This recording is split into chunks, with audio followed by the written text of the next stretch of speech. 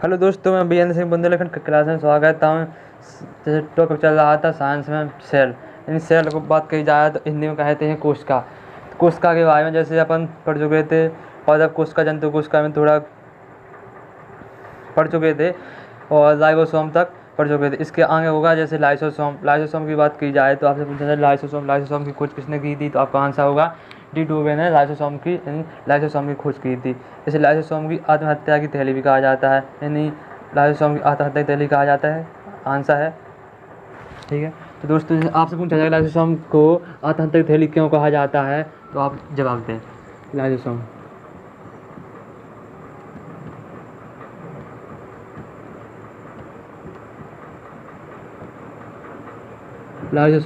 Lysosome की खोज किसने की थी? खोज आप लोग जवाब दीजिए कि लाइसोसोम की खोज किसने की थी, तो आपका आंसर है डी डूबे। डी डूबे ने लाइसोसोम की खोज की थी। ये है इम्पोर्टेंट है। लाइसोसोम की खोज डी डूबे ने की थी। इसे आत्महत्या की थैली भी कहा जाता है। नेक्स्ट पॉइंट है आत्महत्या की थैली। आत्महत्या की थैली कहा जाता है।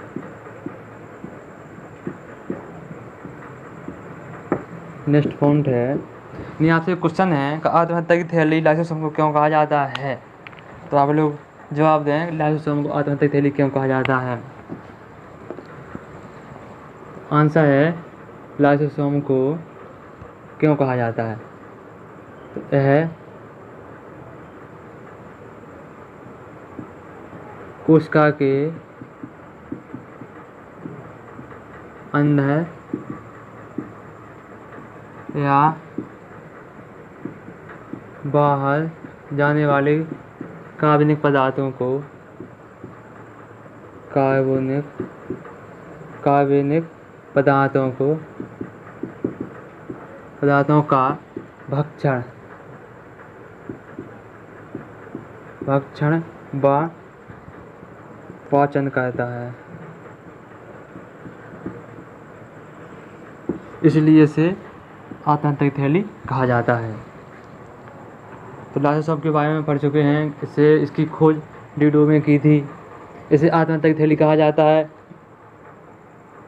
दूसरा पॉइंट है कि ऐसे कोशिका के अंदर या बाहर जाने कार्बनिक पदार्थों का भक्षण करना या फिर पाचन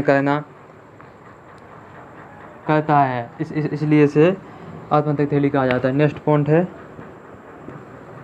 सेंट्रोसोम।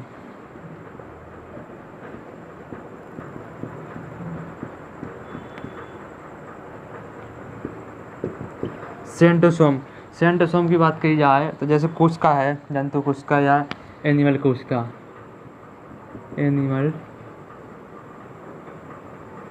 सेल या जंतु कोशिका, इसी को कहते हैं जंतु कोशिका के बारे में बात कही जाए तो आप लोग कल जंतु कोशिका पादप कोशिका के बारे में पढ़ चुके थे। जैसे यह है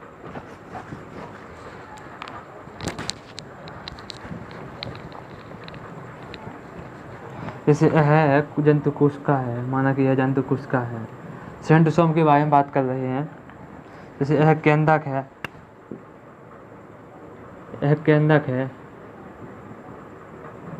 केंद्रक के बाहर एक केंद्रक झिल्ली है। केंद्रक झिल्ली, ये वाला पोर्शन है ना, ये वाला पोर्शन इसको कहते हैं सेंट्रोसोम। तो एक पॉइंट यहाँ से मिलता है कि सेंट्रोसोम केंद्रक के पास का सेंट्रोसोम सबसे पास का भाग है केंद्रक के। ठीक है, तो एक पॉइंट तो यही है सेंट्रोसोम के बारे में। सेंट्रोसोम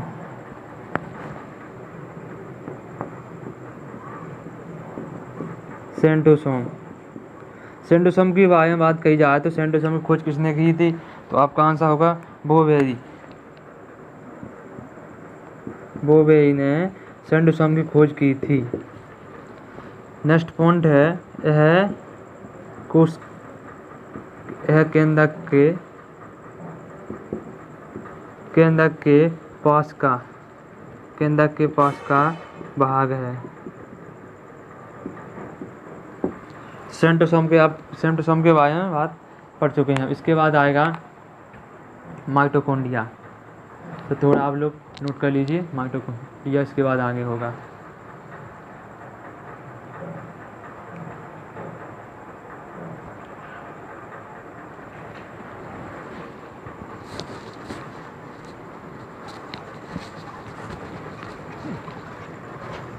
माइटोकॉन्ड्रिया की बात कही जाए तो माइटोकॉन्ड्रिया की खोज किसने की थी? तो माइटोकॉन्ड्रिया की खोज जैसे अल्टमैन ने की थी। नामकरण की बात कही जाए तो नामकरण किसने दिया था? अल्टमैन ने इसका नामकरण किया था। इसे सेल ऑफ पावर यानी कोशिका का शक्ति केंद्र कहा जाता है। यह कोशिका का शोषण करता है। तो माइटोकॉन्ड्रिया की बात कही जाए, माइटोकॉन्ड्रिया की खोज किसने की थी? तो अल्टमैन ने। माइटोकॉन्ड्रिया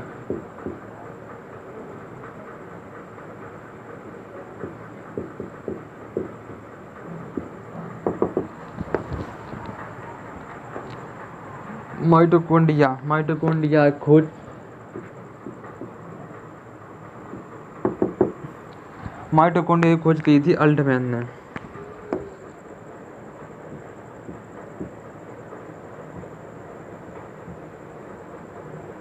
नामकरण किसने दिया था? नामकरण दिया था बेंडा ने।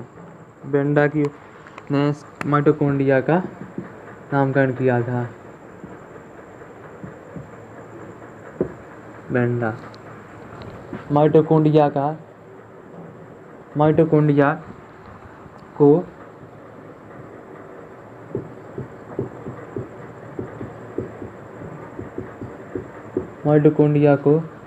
कोशिका का शक्ति केंद्र कहा जाता है।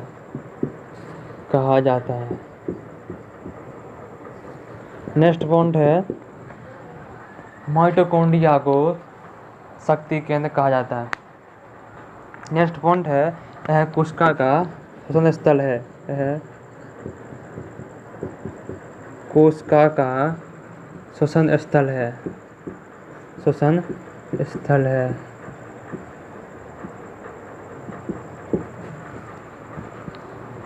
माइटोकॉन्ड्रिया के बारे में आप लोग पढ़ चुके हैं। माइटोकॉन्ड्रिया को कोशिका का शक्ति केंद्र कहा जाता है। खोज किसने की थी? अल्टमैन ने। नामकरण किसने दिया था? बेंडा ने। जैसे जंतु कोशिका में बात की जाए तो माइटोकॉन्ड्रिया कहाँ है? तो माइटोकॉन्ड्रिया जैसे ये है जंतु कोशिका, ये क्या है आप लोगों को पता होगा? ये क्या है? एक केंद्रक है। एक केंद्रक झिल्ली है। यह सेंट्रोसोम है। माइटोकॉन्ड्रिया है यह यहाँ इसे कहते हैं माइटोकॉन्ड्रिया।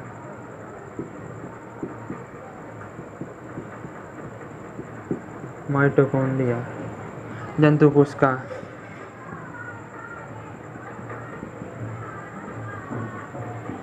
कोशिका। है, ठीक है।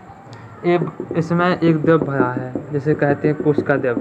थोड़ा आगे पढ़ेंगे इसके बारे में। इसको कहते हैं सेंट्रोसोम, यानी आप लोग पढ़ चुके हैं सेंट्रोसोम के बारे में। है कोशिका के इन केंद्रक के पास का सबसे भाग है। इसकी खोज किसने की थी? बोवेई ने की थी। यह एक केंद्रक है। एक केंद्रक झिल्ली है। तो आप लोग ये चीज़ें पहले पढ़ चुके हैं ना, तो आप लोगों को याद होना चाहिए। छोटी छोटी चीज़ें हैं तो आप लोग थोड़ा याद करेंगे तो आप लोग सही मत होगी, हमें भी सही मत होगी, ठीक है। तो आप लोग नोट कर लीजिए। तो दूसरी बात यह है कि आप लोग शेयर करने में कंजूसी कर रहे हैं, क्योंकि शेयर करने में कंजूसी नहीं करें। शेयर करने में यार हमको कोई फ़ायदा नहीं है। इससे ये होता है जैसे मोटिवेशन मिलता है, ठीक है। तो शेयर करने में, लाइक करने हमको कुछ मिलता नहीं, ना पैसे मिलते ना कुछ नहीं मिलते, ठीक है। थोड़ा मोटिवेशन मिल जाता है इससे, लाइक में और मोटिवेशन में। तो आप लोग थोड़ा शेयर कर दीजिएगा या लाइक कर दीजिएगा। और चैनल को सब्सक्राइब करें। ठीक है, तो दोस्तों ज़्यादा नहीं कहते हैं, तो आप लोग ये नोट कर लीजिए। इसके बाद आएगा गोल्जिकार। तो गोल्जिकार के बारे में बात कही जाए, गोल्जिकार की खोज किसने की थी? तो गोल्जिकार की खोज तो आपको बता दें, गोल्जिकार की खोज की थी कैमिलो गोल्जी ने। कैमिलो गोल्जी ने खोज की थी। इसे कुस्का कहा जाता है, नियतांक भी कहा जाता है। ठीक है, यह ठीक है, यहाँ डालते हैं गोल्जिकार।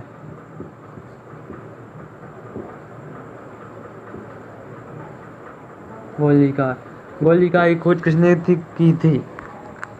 आप लोग इसका आंसर देना, क्योंकि आप लोग थोड़ा पढ़ चुके हैं कल खोज। गोल्जिकार के बारे में थोड़ा बताएं, गोल्जिकार क्या है? तो खोज की थी कैमिलो गोल्जी ने।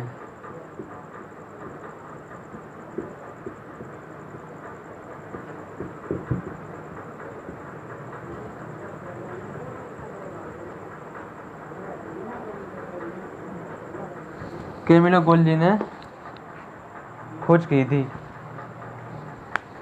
ठीक है दोस्तों, इसे कुस्का कहा जाता है, नियतांक भी कहा जाता है। यह कुस्का का यातायात नियतांक भी कहा जाता है। किसको? गोल्जिकार को।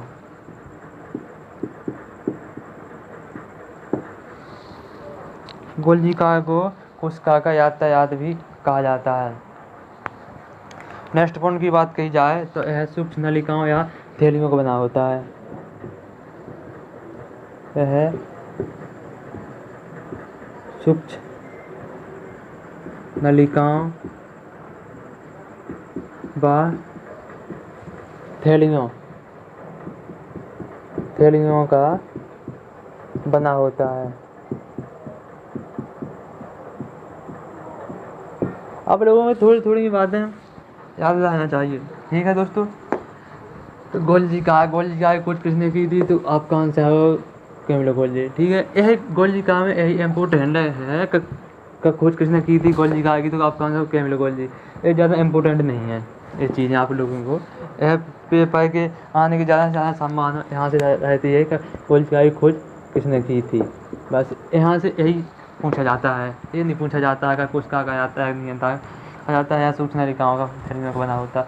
ये थोड़ा कभी कभी ये इसको पूछ लिया जाता है, ज़्यादा नहीं पूछा जाता है। सबसे ज़्यादा इसको पूछा जाता है कैमिलो गोल्जी ने गोल्जिकार की खोज की थी। ठीक है दोस्तों, इसके बाद आएगा लवक। नेक्स्ट पॉइंट है लवक। तो लवक की बात कही जाए तो लवक जैसे पादप आपको कल बता चुके थे कि लवक से केवल पादप कोशिकाओं में पाया जाता है। जैसे पादप कोशिका है, पादप कोशिका, इसको प्लांट सेल भी कहा जाता है, प्लांट सेल। जैसे पादप कोशिका है, माना कि ये पादप कोशिका है, ये है ना, ये है, यह है हरित लवक।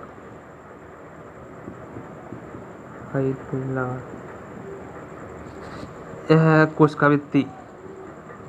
कोशिकावृत्ति आपको बात कही जाए, कोशिकावृत्ति केवल पादप कोशिकाओं में भी होती है।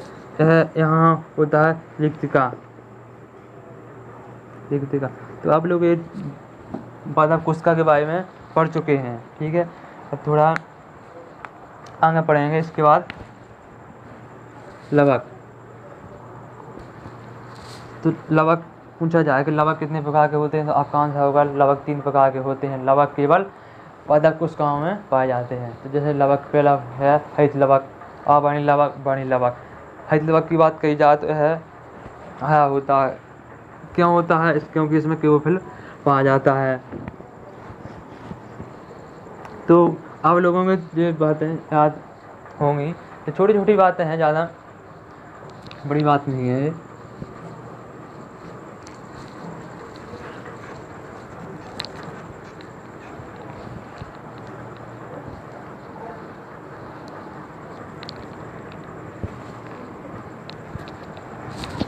लवक के बारे में पढ़ना है। लवक 3 प्रकार का होता है। लवक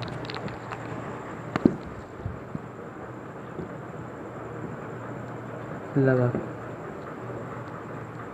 लवक 3 प्रकार का होता है, जैसे हरित लवक, आवर्णी लवक,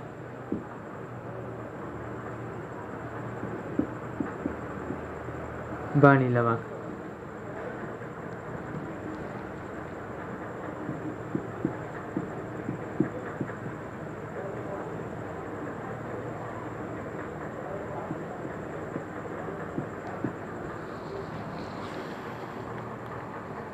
एक बात और यहाँ है कि 3 प्रकार का होता है।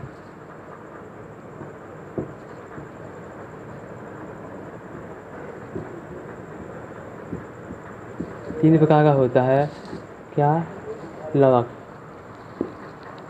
थोड़ा साफ नजर नहीं आ रहा, यहाँ लिखेंगे थोड़ा सा। लवक के बारे में थोड़ी जानकारी लेना सही है। पुंड है केवल पादप कोशिकाओं में पाया जाता है।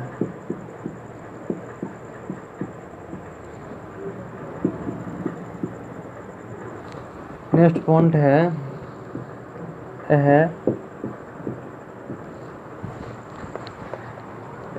पादप कोशिकाओं में पाया जाता है। 3 प्रकार का होता है।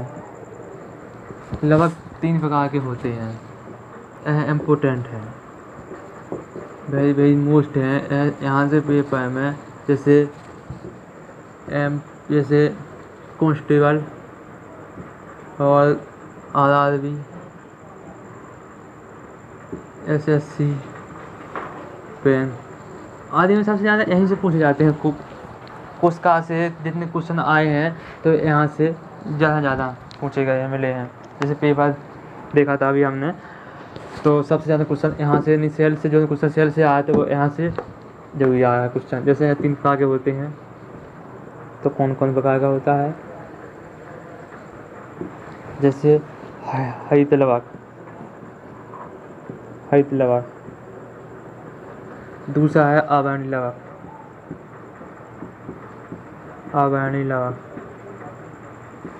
और तीसरा है वर्णी लवक।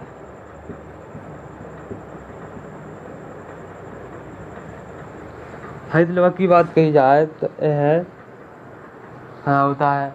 हरा क्यों होता है? क्योंकि इसमें क्लोरोफिल पाया जाता है। इसी से पौधा प्रकाश संश्लेषण के क्रिया द्वारा वो भोजन बनाते हैं। हरित लवक की बात कही जाए तो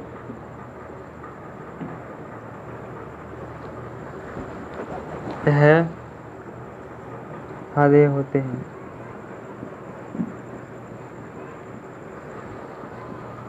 आपका आंसर होगा, यानी आप क्वेश्चन होगा कि हरे क्यों होते हैं, तो आपका आंसर है क्लोरोफिल पाया जाता है इसमें।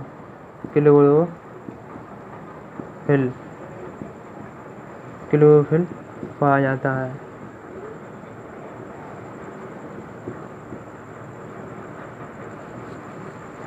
नेक्स्ट पॉइंट है इसी के द्वारा इसी से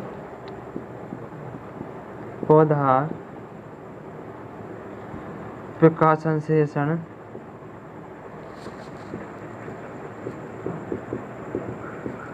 संश्लेषण के द्वारा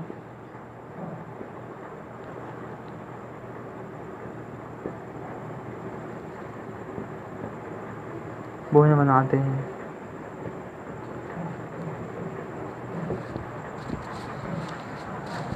जैसे हैदराबाद के बारे में बात की जाए तो यहाँ है हैदराबाद के बारे में।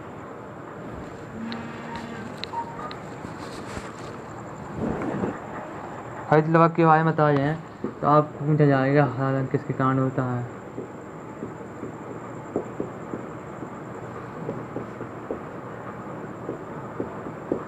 पत्तियों का पीलापन,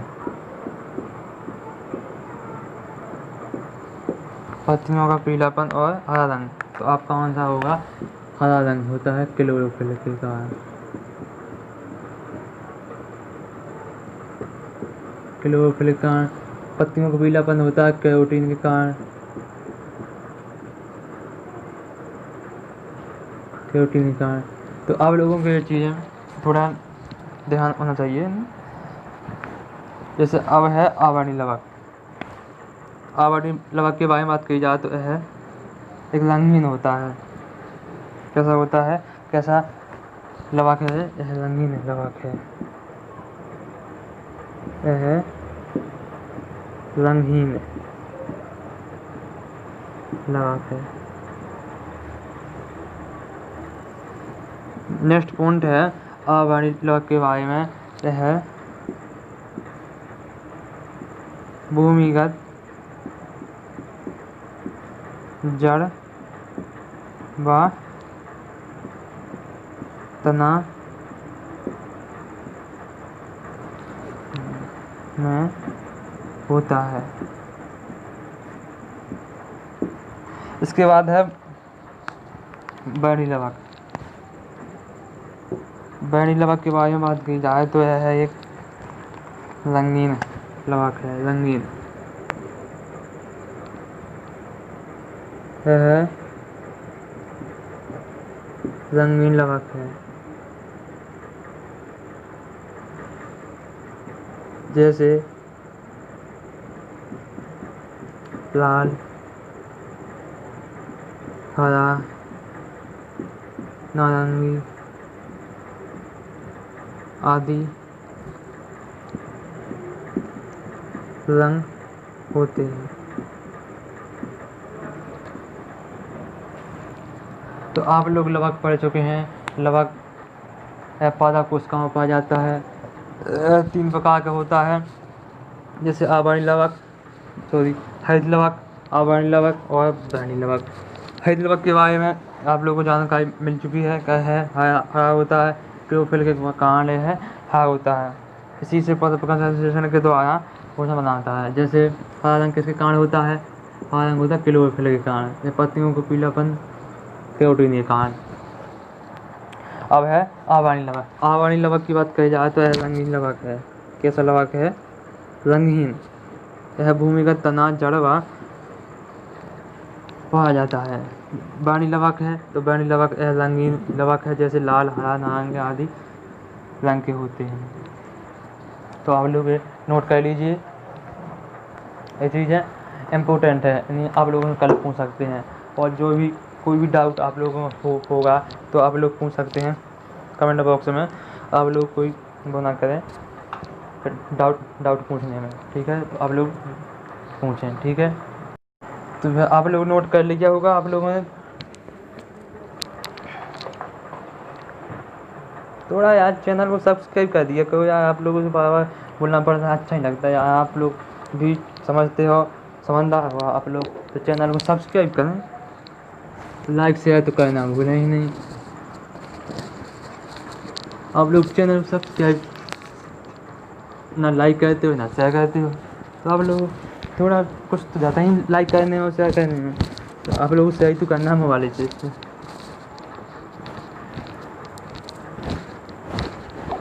तो आप लोग शेयर करें, बुंदेलखंड क्लासेस को थोड़ा आगे बढ़ाएं। आप लोगों का परिवार है बुंदेलखंड।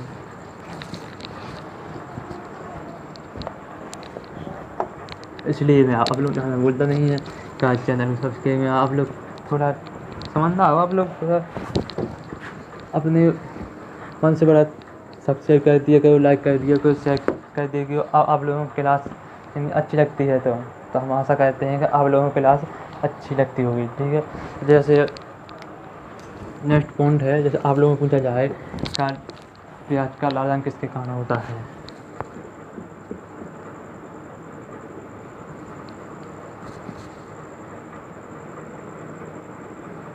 प्याज का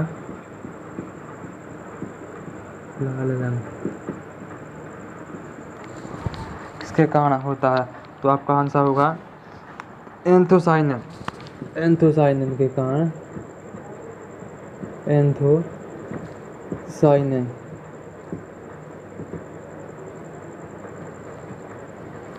एंथोसाइनिन के कारण प्याज का लाल रंग होता है। अब पूछा जाए टमाटर का लाल रंग किसके कारण होता है? टमाटर का लाल रंग, टमाटर का लाल रंग, तो आपका आंसर क्या होगा? तो आप लोग आंसर बताएं। थोड़ा ज़्यादा आपसे लोगों ने बड़ी बात नहीं पूछ चुकी है, ठीक है? तो आप लोग आंसर है लाइकोपिन। लाइकोपिन, लाइकोपिन के कारण टमाटर का लाल होता है। इसके बाद आएगा गाजर का नारंगी रंग।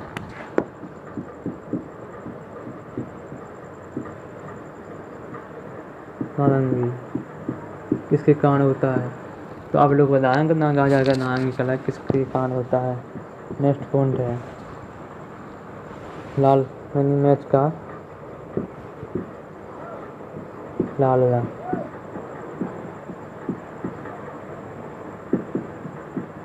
तो जैसे गाजर का लाल नारंगी रंग होता है कैरोटीन के कारण।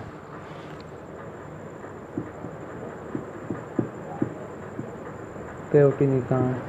और मिर्च का लाल रंग होता है कैप्साइसिन के कारण। कैप्साइसिन के कारण। तो आप लोग एक कहानी लिखें, ये है इम्पोर्टेंट चीज़ें हैं, इम्पोर्टेंट चीज़ें यानी कुछ महत्वपूर्ण।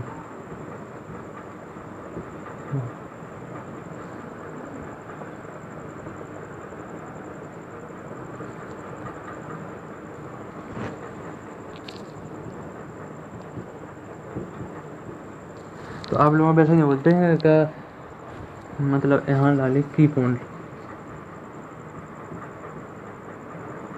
की पॉइंट में इन नोट कर लीजिएगा। प्याज का लाल रंग एंथोसाइनिन के कारण होता है, तो आप लोग नोट कर लीजिए। आप लोग समझना है आप लोग।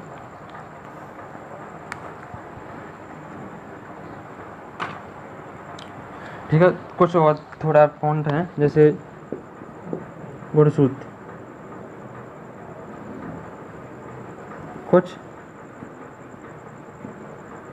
महत्वपूर्ण गुणसूत्र के बारे में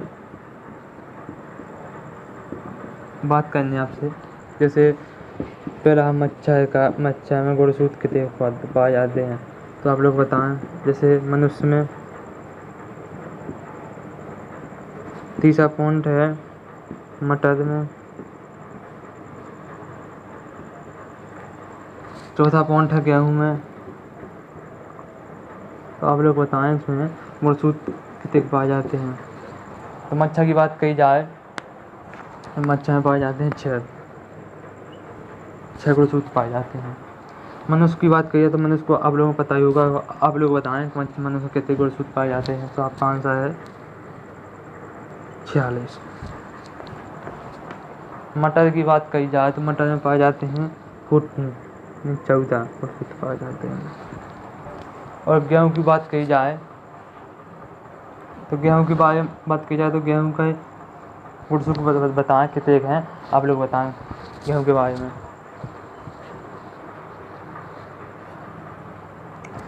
तो यह आंसर है आपका 42 गुणसूत्र पाए जाते हैं गेहूं में। तो आप लोग ठीक है दोस्तों, तो आज की क्लास आप लोगों को कैसी लगी?